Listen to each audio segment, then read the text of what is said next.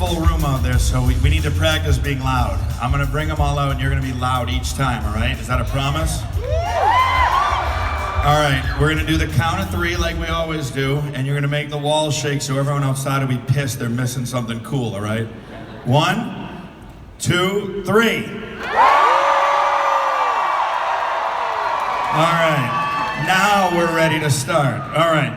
The only rules you need to know, the questions are coming from you guys. It's a Q&A. They told me there were mics in the aisles. Are there? Are there microphones out there? I hope so. Because the questions are coming from you guys. 1 question per person, so everyone gets a chance. And do not ask the whole panel to answer the question, or we'll only have 1 question for the whole hour. So if you do that, everyone's gonna boo. Are you guys on with this? If you ask the whole panel, we're all gonna boo, so let's practice 1 boo. Ready? Everybody, boo, go. Boo! And you'll be banished to the back of the line. You will not get to ask your question. Those are the rules. All right, let's bring them up so you can hear everybody. We have, first up, I can see him, Zach Callison here, folks.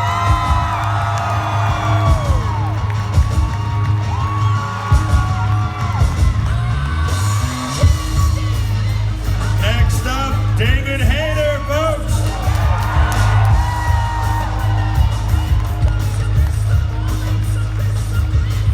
I think that's him. Is that Phil Lamarr, guys? We have Phil here.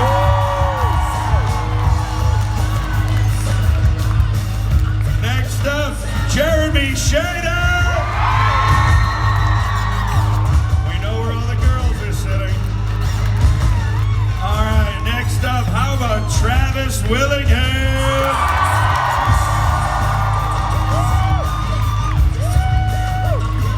And what would Travis be without Laura Bailey?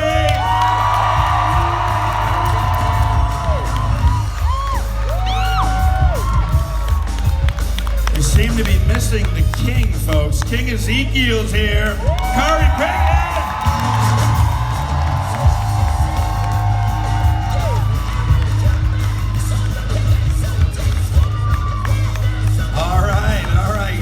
Here for voiceover questions. We have 7 of the world's best voice actors on stage. We're gonna start on this side because I can see you kind of right here, sir. You're up first. Go ahead. Hi, I'm gonna direct this at Phil Lamarr. Hi. Hey. Out of all the numerous characters you did on Futurama, who is your favorite and why? You gotta hold up your phone when you answer. Thank you for that question. Yes, the internet goes both ways. That's an interesting question. I mean, honestly, from the pragmatic standpoint, my favorite character was the one I got to do the most. Hermes. Hermes Conrad, bureaucrat level great attention for. But actually, I mean, that show was so well written. I have a soft spot for Bubblegum Tate, just because it took me back to my childhood, watching all those, Harlem Globetrotters, guesting on cartoons and stuff. But the one I feel maybe the closest ownership of is Preacher Bot, because that's actually a voice that is based on a person I knew. So it was a voice that I used to do in sessions, and then they actually wrote a character to fit the voice. So I feel like closer to that character. Thank you very much. Next question over here. Go ahead. Hi, I'm Dean. I'm from Northern California. My question is mostly targeted toward Jeremy. I kind of figured since you're cosplaying as Lance. So, I mean, it's the best character, no offense. Okay, so when you started Adventure Time, you were like 12, and so you went through a voice change. I'm currently going through a voice change because of hormones. So I was wondering, do you have any vocal exercises or advice about when your voice is changing? well, my voice change happened from puberty, so I had not a lot of control over it. Just kind of happened. When I started Adventure Time, I was like 12, so right at that age. And my voice just cracked all the time when I would scream, and for me, luckily, it kind of worked out from the show. They were like, wow, it sounds so natural. It sounds like a 12-year-old kid. And it was because I was a 12-year-old kid. And then they just kind of went with it, and at first I was like, God, am I gonna get like recasted? Like, what's gonna happen? But they're like, no, we're gonna let the character age throughout the show. So that was kind of awesome for me. For me, I don't think I've ever done like really. I mean, I'll do like vocal warm-ups for singing, because that one you have to be really on pitch. So I'll do vocal warm-ups for singing. But for VO, for like Finn and stuff, I've never really done vocal warm-ups. It's the same as me saying, hey, what's going on is me, and then be like, hey, what's going on, guys? You can just kind of go right into it. So I've never really had any warm-up. There's no like secret thing that like kind of gets you there and stuff like that. Just kind of turn on the voice, I guess. Thank you. Do you think that doing the Finn voice helped you keep your upper register? Probably, instead of yeah, just because I had to it go up there dropping all down? the time. Yeah, it was like my natural voice at first, and then once I went through voice change, it is now a character voice for sure, because it does not sound like this. Right. So yeah, it probably kept my range. So Jeremy is no help at all to you. So, thank you very much. There's plenty of help. Thanks a lot. Next one over here. Go ahead. Hi, I'm Krona. I'm from Dust City. Just kidding. Hi, my name is Abby, and I'm from Everett, Washington. Yeah! Yeah, we don't do that for Everett? Okay, so I was wondering for Zach and Laura. Zach, is it okay if I sing you the Steven Universe theme song? Only if we all sing along. Yeah! Can everyone sing? Okay, ready? You start us off, and if you know it, join in. I'll join in with you. 1, 2, 3. We are the crystal gems. We'll always save the day. And if you think we can't, we'll always find a way. That's why the people of this world believe in garnet, amethyst, and pearl. Steven! We got some harmonies going on there. Thanks. I'm rude. And for Laura Bailey, hi. Maka, yay, I'm back. So, Laura, so I know that you are in Glitter Force, and I'm like a Glitter Force fanatic. So if you could be anyone from Glitter Force other than Glitter Lucky, who would it be and why? Because I would be Glitter Peace. But why can't I be Glitter Lucky? Well, if you didn't get cast as Glitter Lucky, who would you want to be cast as? Other than Glitter Lucky. Pick one. But Pick Maka. Glitter Peace. Glitter Peace. Well, because she's really cute. Also, please tell But Glitter Lucky is my answer. Glitter Lucky. Also, please tell Vic Mignogna that I'm a big fan of him. So I if you see will. him, thank you. I will give him a big hug, and I will tell him that the next time I see him, which I have no idea when that will be. Okay, because if you All do, right. thank you. All right. You got lucky. You snuck one. Next time, audience, we're jumping on that. Yeah. All right, over here. Go ahead. Hi, I'm Jessie from Long Beach. My question's for Khary. Yeah, SoCal. Hey, what up? So on Thursday on your panel, you were talking about living truthfully with your partner and putting attention on them. And so I was wondering how you do that when you don't have someone to bounce off of in like a booth. How does that work for you? Well, then, if you're by yourself in the booth and you're not interacting with someone, then you have to be honest and open with the script, because the script is who you're playing off of. And fortunately, you know, in my career, I've had the opportunity to have that kind of dance happen with some really incredible writers. And so you let the script lead you. And keep your mind open to the endless possibilities that are out there. Because when you're just dealing with your voice, there's so many different ways that you can go. And the animators, the reason that we record first and they animate after is because we're the tool that they need in order to jump off their creative imagination. So it's kind of incumbent on us to always keep our minds open to all the possibilities. You know, but always be led by the script. Unless it's Teen Titans Go, in which I don't care what they write, I'm gonna say what's funny. Thank you very much. Next up, go ahead. Hi, my name is Isabel Warren, and I'm from Seattle, Washington. My question is for Jeremy. How does it feel after you've recorded all of your voice? How does it feel to see yourself animated in your show? I mean, pretty great. I mean, probably for everybody up here, it's always cool once you record something to see the finished product. I mean, I love going back and watching the shows because you never know exactly how it's going to turn out. So it's fun to see everything put together in the form that it's intended for the audience. Because when we're recording, usually we're either going off a script or maybe sometimes like a black and white panel by panel like storyboard. So then when you get to see all the colors all filled in, all the sound effects, everything's there together, it's really cool to see that process. 'Cause it's a long process, and so it's a really, really cool feeling getting to see your voice come out of this character and become so much more epic in real. So, Thank you. you're welcome. Thank you. Thanks a lot. Next up, go ahead. Hi, I'm Miranda Mullet. I'm from Kirkland, Washington, and my question is for Travis. Travis, who's your favorite character you've ever played? Oh, jeez. Grog. Mostly for voice acting. Okay, I think I will go with Grog. We were really lucky in the game in that we got to make up the characters, and any character that has a 6 intelligence and is not expected to be smart in any way, I'm a big fan of. So it was great to play a character that just had no filter, so the stupid shit that just pops up in your mind. Stuff. The stupid stuff. You can see where Grog is, just like me. I really enjoy that because it's just, it's a lot of fun to play. Yep. Thank you. Forgot to say it is PG-13er. So. All right, go ahead over here. Hey guys, my name is Shane. I'm from North Idaho. My burning question is kind of for whoever has the best response. All right, audience, let's hear it. Pick somebody, come on. Okay, I'll do Laura.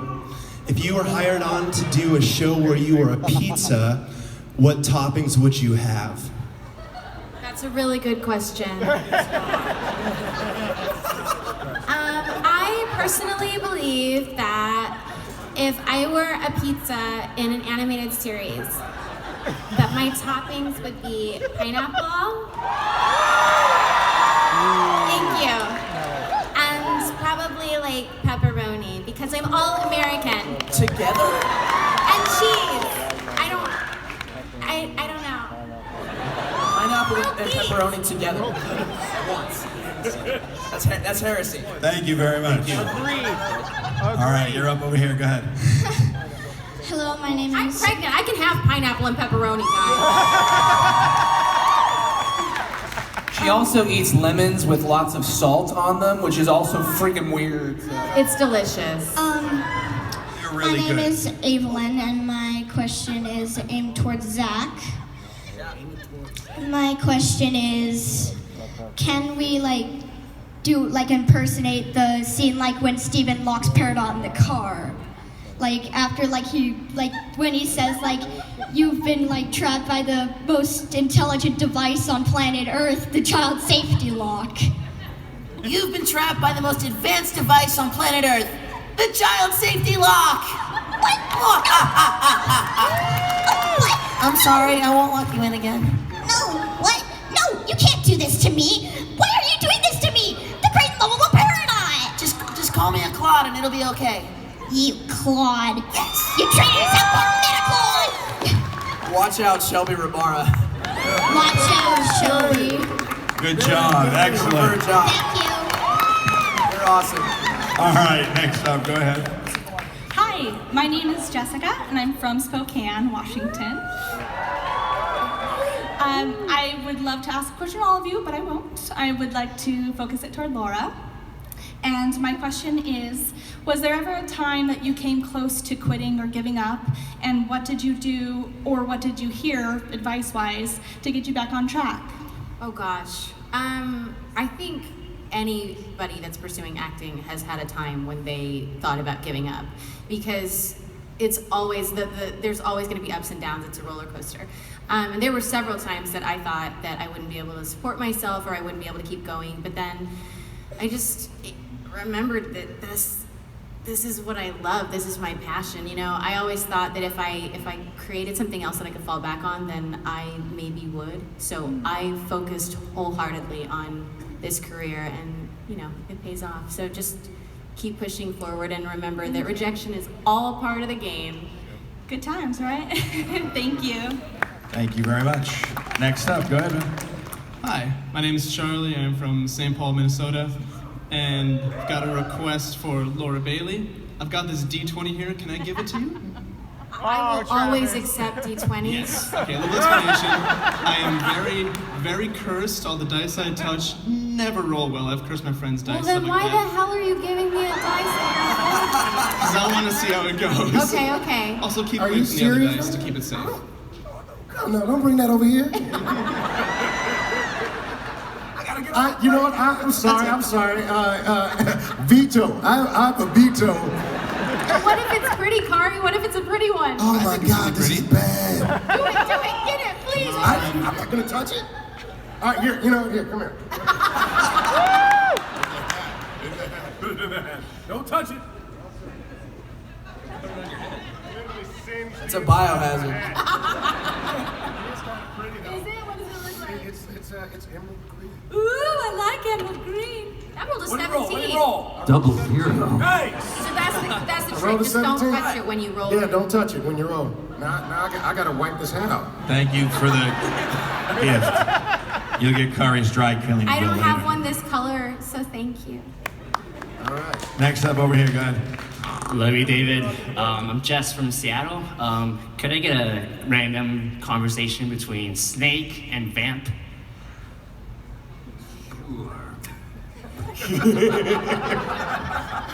Vamp, I can't believe you're back. Well, look what I found. My queen will be so delighted. Let me just ask you one thing. Yes, Snake. What's a vampire doing in this game? Well, I may or may not be a vampire. I may or may not be alive. I may or may not be gay or straight. I am an enigma wrapped in a riddle, wearing a trench coat. Well, you're pretty ambiguous. And see. Thank you. Thank you very much. Go ahead over here. The Hi, my sexiest name thing I've is- ever heard. Hi, my name is JC. I'm from Everett. And to my friends over there, if you don't record this, you know what's going to happen after this. My question is for Jeremy, and it's, if voice acting hadn't worked out for you, what do you think you'd be doing? Because I've had a lot of things that I've done and then just like immediately dropped after. So like, if voice acting didn't work, what would you do? McDonald's. Seems like a good gig. You know, pretty easy. Just kind of flip some burgers. I don't know. Honestly, I started from such a young age that I have no clue. I started acting when I was like 5 or 6, so I don't really know what I would do outside of entertainment. I haven't given that a whole lot of thought. Well, if it wasn't practical, what's like your dream job? Oh, besides- Jedi Knight. Yes. Nice. How are the Thank health you. benefits on that one? The health benefits, I mean, it's not the best. Thank you very Thank much. you. Next up, go ahead. Hi, my name is Preston. I am from Spokane, Washington. And thank you. My question is for Travis. Yeah, same shirt, baby! I'm an intelligence of 6. I know what I'm doing. If you could go back to when you were first starting out as a voice actor, what's one piece of advice you would have given yourself? Oh gosh, learn how to talk in front of a microphone. I was really bad when I started out. I came from a theater background, so I would just like wander around the room and do this sort of stuff. The directors, for the love of God, stay still. So that was a big part of it. Another thing was just be more bold in your choices in the beginning. Like play with impersonations and learn from other actors. Try and see what you're capable of doing. One thing it took me a long time to figure out was that you can really pull from some excellent actors that are around you. Try and mimic the things that they do and see what you're capable of doing in return. The more bold you are in those sorts of explorations, the more it'll pay off later. So just be bold. Awesome, thank you. Yeah. My man witch. Next up, go ahead. My man would give it a little more bass. Do it like it. Hi, my name's Bailey, and I have a question for Laura Bailey. I'm from Vancouver, Canada. I love your sweater. Oh, thank you. It's Lemon Brown. It's so cute. Nice. I'm a screenwriter, and I do a lot of work in the editing room, and I had a question about how to help voice actors kind of find the character and what advice you can kind of give directionally wise in order to make the product the best that it can be. Oh gosh. Just like your own you know, opinion. it's weird because every actor is different. So what cues some actors will be completely different for others.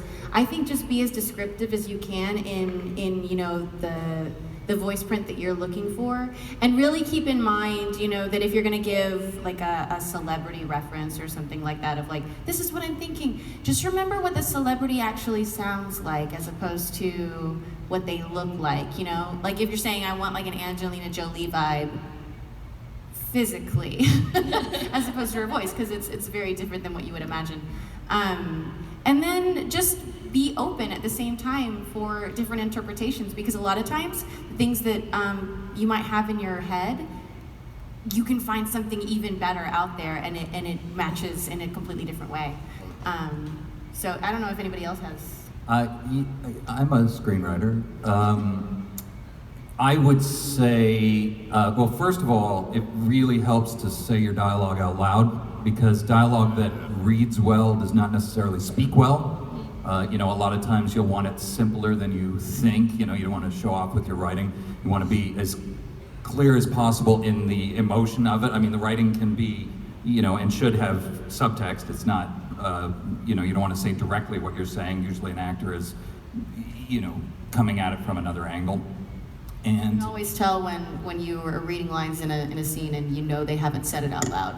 yeah, exactly. Yeah, and these sort of loopy, show-offy sentences, and it just doesn't read well.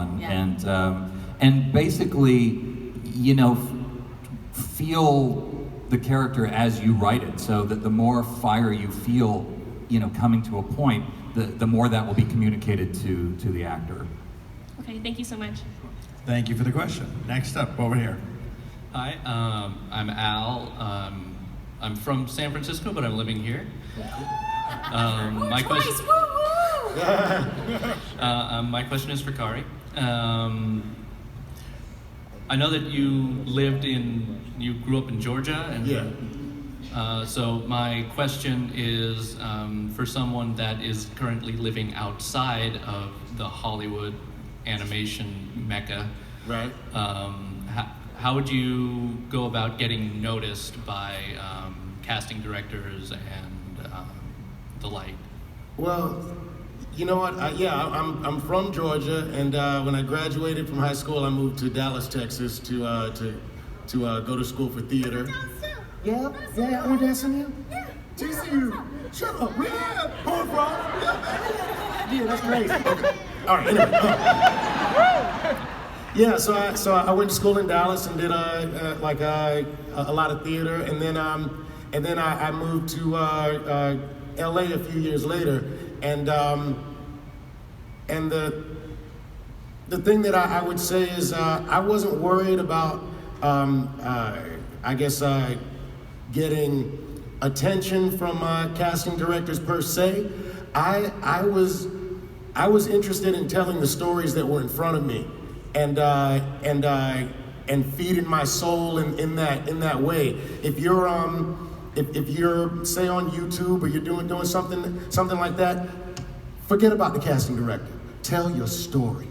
Tell a story that you can speak with passion and that will sustain you when nobody's watching and nobody's giving you any money. Because the thing is that when I started off, I didn't have any of this, and I didn't care, because I was doing what I loved, right? And then slowly but surely, you know, these jobs that were just feeding my soul and not feeding my belly started to feed my belly a little bit and feed my soul, and now they do a little bit of both. But way before other people would call me successful, I was kicking ass in my own life, right? Because I was always living with passion. So tell your story, tell it with passion, and people will watch. People will listen, right? Thank you. Thank you very much. Next up, over here. Hi, my name is Oliver. I'm from Vancouver, British Columbia. This is for Travis. I was wondering, have you ever gone through auditions, casting, you've made it to the booth, you're a couple takes in, and the voice director says, this isn't working, change it, throw the character out the window?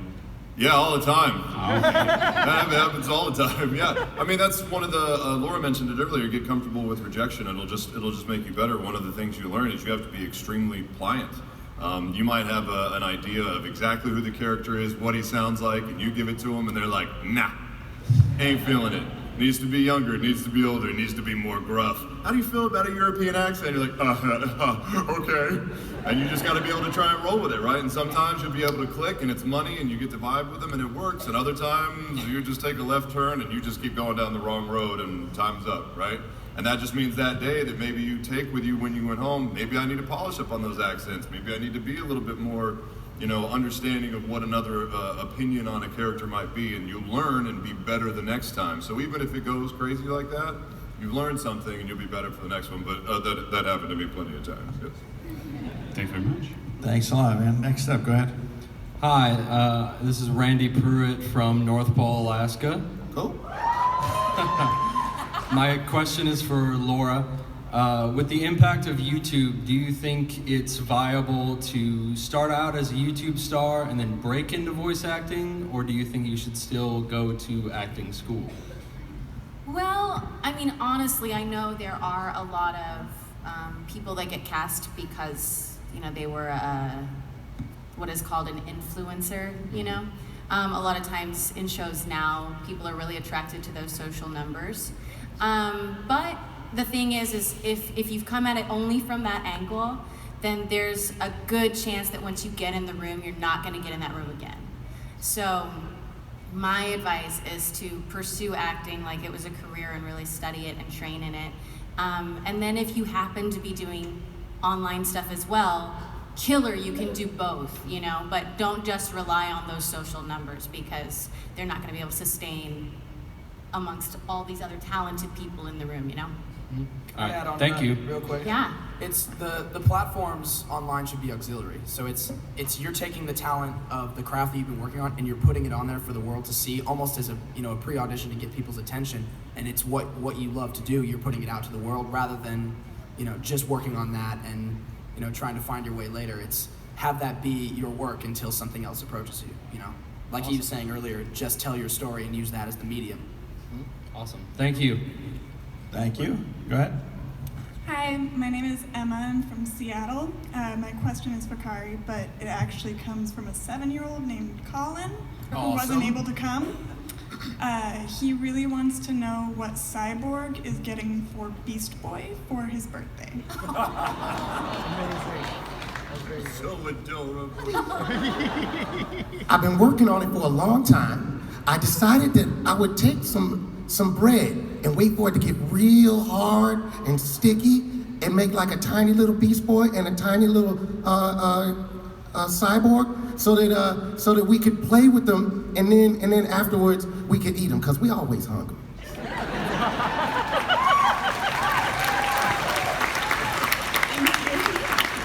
Thank you very much. Next up, go ahead. Hi, my name is Katie and I'm from Columbus, Ohio. My question is, can you sing the song Waffles? I don't know if I can sing the song Waffles. Let's see. What, can you speak Waffles? Waffles, waffles, waffles. Waffles, waffles, waffles, waffles. Waffles, waffles, Waffles, waffles, waffles, waffles, waffles, waffles, waffles, Waffles. waffles. Waffles, waffles, waffles, waffles, waffles, waffles, waffles, waffles, waffles, waffles, waffles, waffles, waffles.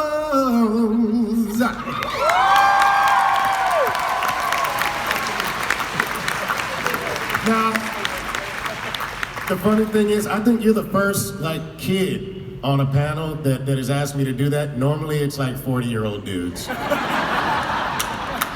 So, lovely to meet you. She is a 40-year-old. That's just amazing cosplay. Oh my God. See, that was Neutrogena? What is this? You look amazing, adorable. Thank you for your question. You're welcome. Thank you very much. Next up. Hi, I'm Shada from Tukwila, Washington. Hello again.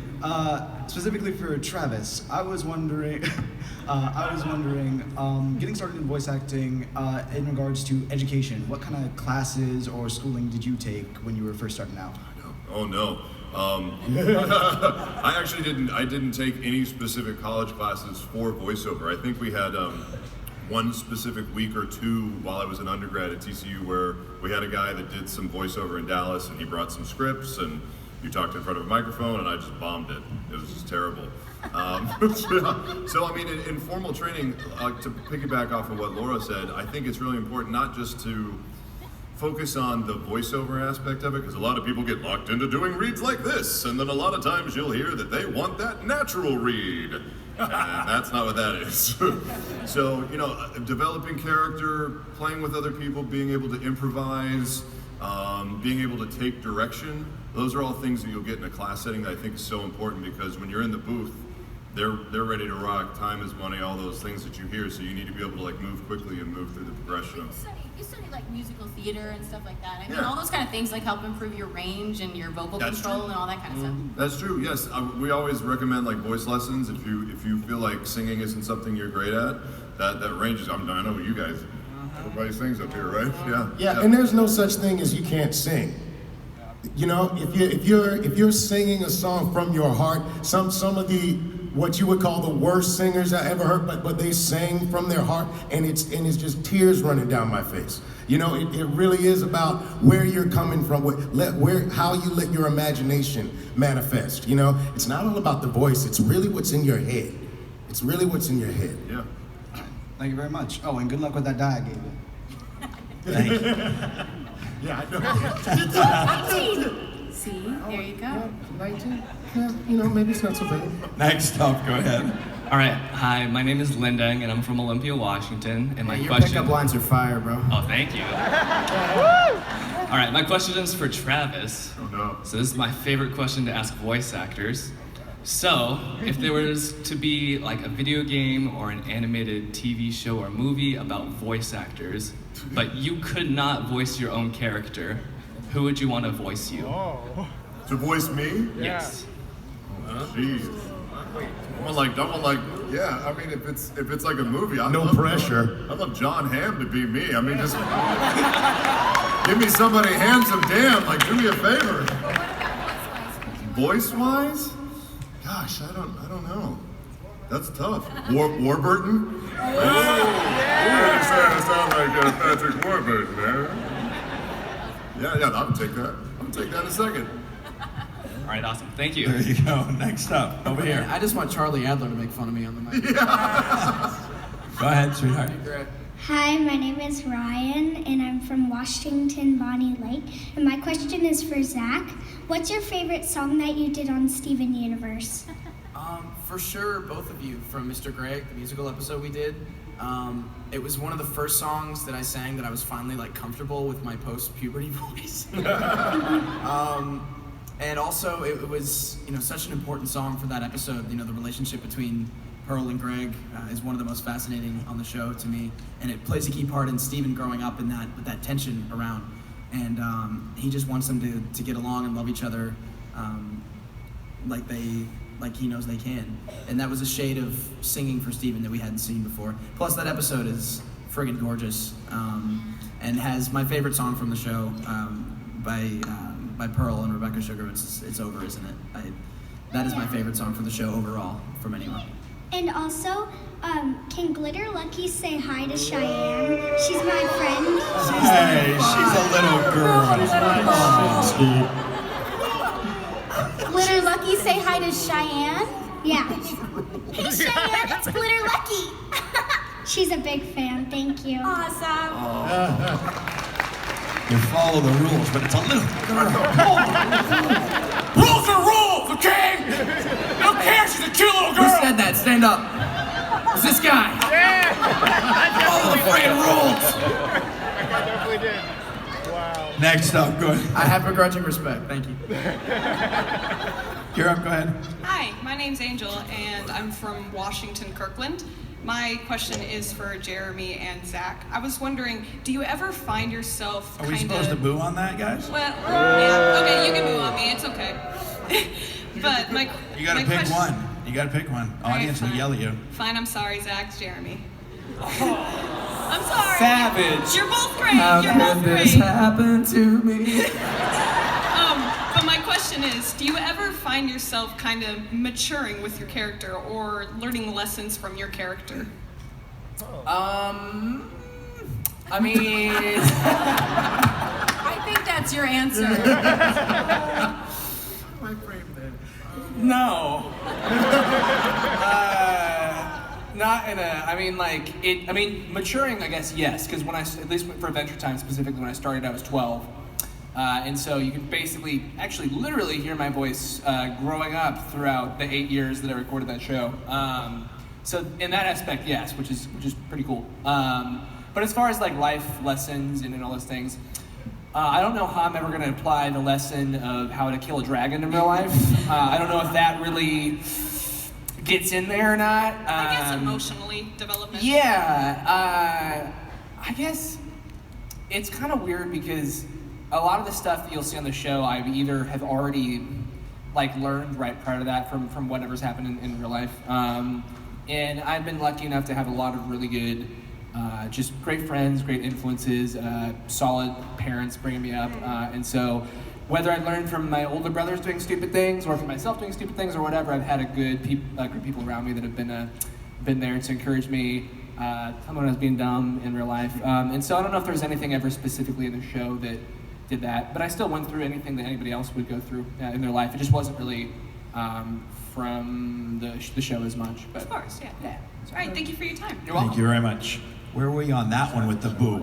Seriously. All right, go ahead. Hi, I'm Kennedy. I'm from Bonnie Lake, Washington, and I have a question for Zach. What is your favorite line from Steven Universe and why? I'm gonna go with, if you need a great actor, you've come to the right guy. Because the whole like Italian accent thing, like Peter Pizzapopoulos and like him just doing dumb, like saying arrivederci, that's one of my other favorites, at the end of Steven and the Stevens. That all came from, Rebecca found out that I'd been taking Italian classes over summer in high school, and it was like, oh, I can use that. And just started writing it in everywhere. I'm not Italian, Steven is not Italian, but somehow that happens all the time. So that's always fun. Thank you. Thank you very much. Next up, go ahead. Hi, my name is Joelle. I'm from Point Roberts, Washington. Ooh, a cheer. Cool. It's a really weird unknown place. So Point Roberts has a population of 1,000 year-round, and it's 1 hour away from Vancouver, BC, but I'm not Canadian. Oh, this is for Phil Lamarr, sorry. And so I need to move in order to do film, since I can't be in Canada. And so where do I move to, and what do I do once I've moved there? Oh, man. Wow. Nice. Yeah, Phil. Have fun, buddy. All right, you take this one. Do me next. So, you're American. Yes. And so you can't go to where all of the work is, which is an hour away from you. I know, it sucks. That's such a bummer. And with 1,000 people, I'm guessing the community theater scene is probably not thriving. There's like mostly old people and little tiny kids, so there's nothing. Like happening short there. guys or like kids? Are they all really short men? Is that what you're saying, like little tiny dudes? Like, or? For community things to do together, it's mainly for old people and little tiny children and not young adults. So, do you have a performance background or Yes. performance training? Yes. Oh, okay. I don't know, where did she go? Where should she move? Are you really, really good? Yes. Confidence. I mean, Hawaii is really nice. Do you want to go there? I'm just saying, if you're moving, you know, it's sunny. To do film mainly. Where do I move to do film? Move to LA. Yeah. Move to LA and you bolster yourself. You know what? The first year in LA is literally, you can hear in the wind Los Angeles telling you to leave. They're like 100,000 other people just came here trying to do the same thing. Go back home. And you just have to put your head down and not listen. And it's a big place, and there's a place for you there where you can be happy, but it's huge.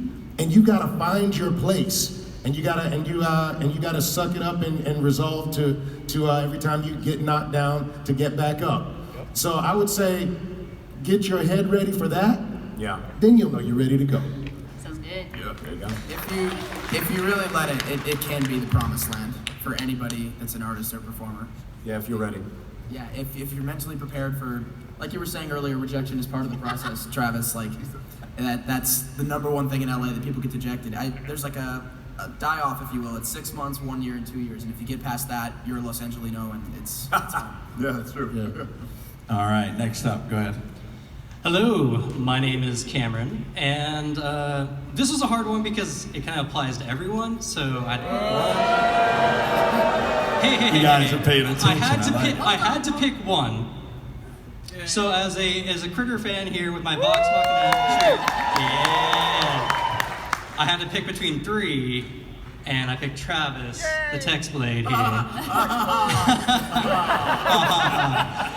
But it's actually about voice acting. So, what got you through it? What got you through the early parts? It relates a lot to the last question. What gets you through that? What was your motivator? What powered you through? What was your passion, more or less? Oh, I just knew that I could get better, right? You have to have a firm sense of self-belief. And I knew that I was super rough. I knew that I wasn't very good, but I knew that I could do better. I've seen myself grow, whether it was in high school theater productions and seeing older classmen and going like, oh, I wish I could do what they do. I wish I could tap dance like that. I wish I could sing like that, and learning those things. And then going to college and seeing those upperclassmen and going like, man, I want to be able to recite lines like that or move people in that way with my performance. And eventually I learned to do those things. And getting to Los Angeles, it's an even bigger jump. You know, the world is wide open in front of you. So as long as you're committed to getting better and you have that drive and that hunger, and as long as you believe in yourself, right? Because nobody else is going to tell you, yeah, you can do it, right? Nobody's going to do that. Like Khary said, when you're alone, it's just you and yourself. And once you're resolved there, you just every day commit yourself to getting better at something tiny, something medium, something big, and you just take one little piece at a time. And as long as you're able to do that, you'll get to where you want to go. All right, thank you. Right on. Thank you. Next up, go ahead. Hi, my name is Nathan. I'm from Bremerton, Washington. Thank you. My question is for Laura. So, out of the characters that you've auditioned for and didn't get, which one do you regret the most? Oh, jeez. Y'all, Tear open the womb. Way to bring down the room. Like, the amount of roles that all of us, we get auditions like so many auditions a week, and you might not get any of them, and you might get one a month. Who knows? So there's a ton that have come through that I haven't gotten. I guess the one, any of the BioWare roles that I auditioned for, it didn't happen because I've auditioned for so many freaking things. I just love those games so much. So I'm very grateful to have been a part of any of them. But yeah, there have been a couple of those roles, like a player character, something that I wish that I could have been. But I'm pretty happy with the other things that I've done. Thank you. I just want to say I auditioned for. Thank you. I auditioned for the young cowboy hero role in The Quick and the Dead, but they gave it to Leonardo DiCaprio.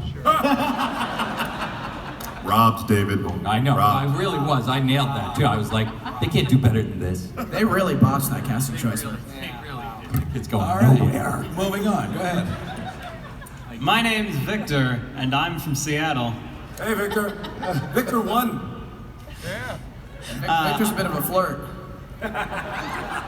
Well, I have a question for David Hayter. Would you say there are any major differences for auditioning or just voice acting in general when it comes to video games versus any other medium?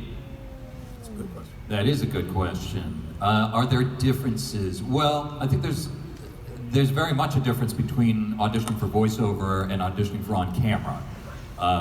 You know, video games are so cinematic now, it's essentially like doing an animated film or role.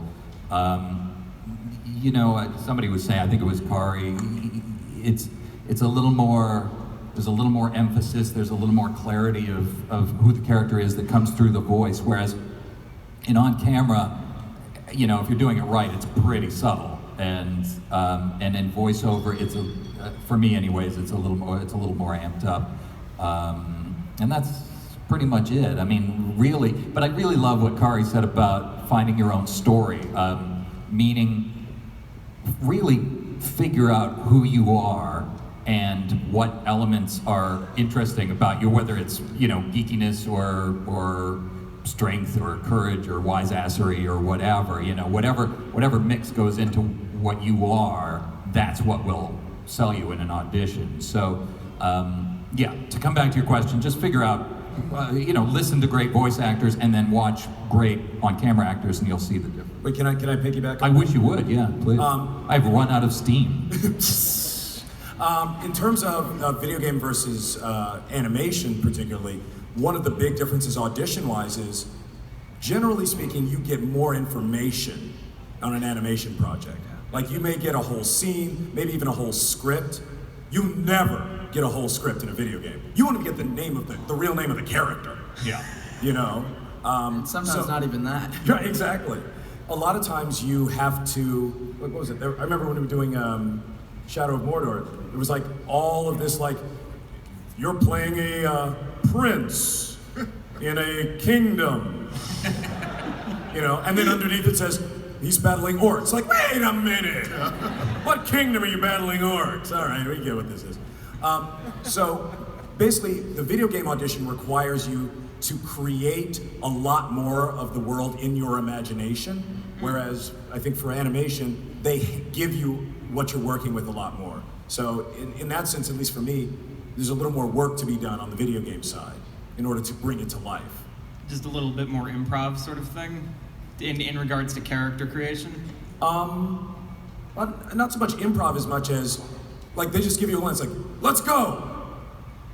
You have to figure out who you're saying let's go to, who you are, you know, do you have an undertone of fear behind it? You have to make a lot of choices. Whereas with an animation script that gives you, a lot of description and everything, those choices are made for you. I get you. Thank you very much. Thank you very much. You're welcome. Folks, last question. After this, they're all going to be at their tables signing after this, so please come down and see them over the hotel behind us at the Sheridan. Last question. Hi, my name is Gavin. I'm from Malley Terrace, Washington. This is for David Hayter. I was just wondering, how did you build your relationship with Hideo Kojima? Like, how did you meet him and how did you get involved in the process of working on Metal Gear Solid? I don't have a relationship with Hideo. Hideo Kojima, for those of you who don't know, is the creator of the video games Metal Gear, which are amazing, and I was in, and a bunch of us were in. He wasn't there for the English language recording of the games. You know, he focuses on the Japanese versions of the games, and the English language versions are directed by a woman named Chris Zimmerman, who we all know and love and is amazing. Hideo came to visit a few times and would show me little bits of the game and was very nice and very polite, but we never really worked together. I mean, I've met him 3 times over the past 15 years, and once was by accident. He didn't look too happy to see me. So I didn't really have, and then as far as getting the job, I was called in by Chris Zimmerman to audition in this weird little house in Hollywood that had been converted into a sort of a sound stage. And I just read for it, and then Jennifer Hale called me and said, guess who's gonna make some money? And I was like, is it me? Because I really hope it's me. And it was. Thank you. That was it. Thank you very much, folks. Big round of applause for these folks up here.